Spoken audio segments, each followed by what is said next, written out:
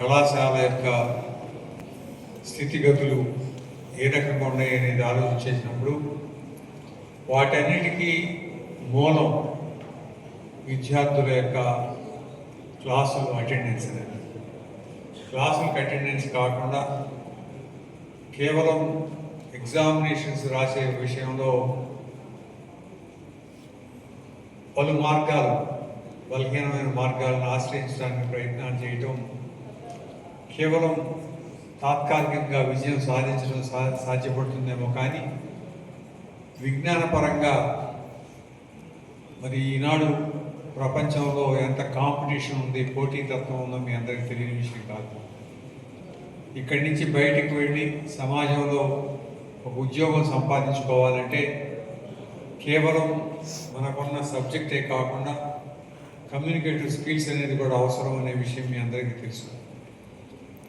ఈనాడు ఏదో ఎగ్జామినేషన్ రాయడానికి మరి కొన్ని మార్గాలను అనుసరించి అధ్యాపకుల్ని, వచ్చిన ఇన్విజిలేటర్ని మోసం చేసి ఏదో రకంగా పాస్ అయ్యామనిపించుకుంటే మాత్రం భవిష్యత్తులో సమాజంలో ఉద్యోగం సంపాదించాలనుకున్నప్పుడు అది కష్టసాధ్యమైన విషయం అవుతుంది. అందుకని వీటన్నిటిని దృష్టిలో పెట్టుకుని మాస్టర్ నా దగ్గరికి వచ్చి చెప్పినప్పుడు చాలా సంతోషం. విద్యార్థికి ఉపయోగపడే ప్రోగ్రామ్ ఒకటి కండక్ట్ చేస్తామన్నప్పుడు చాలా ఆనందం కలిగింది.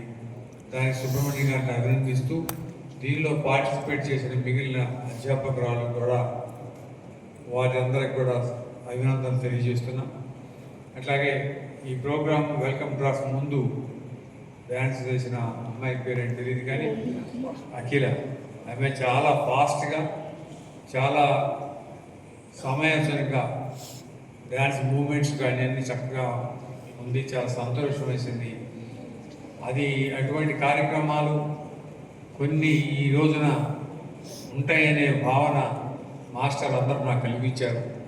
దానికి మరి సంతోషం వేస్తూ మీ అందరికీ అభినందనలు తెలియజేస్తూ ప్రెసిడెంట్ గారిని ఒకసారి మాట్లాడడానికి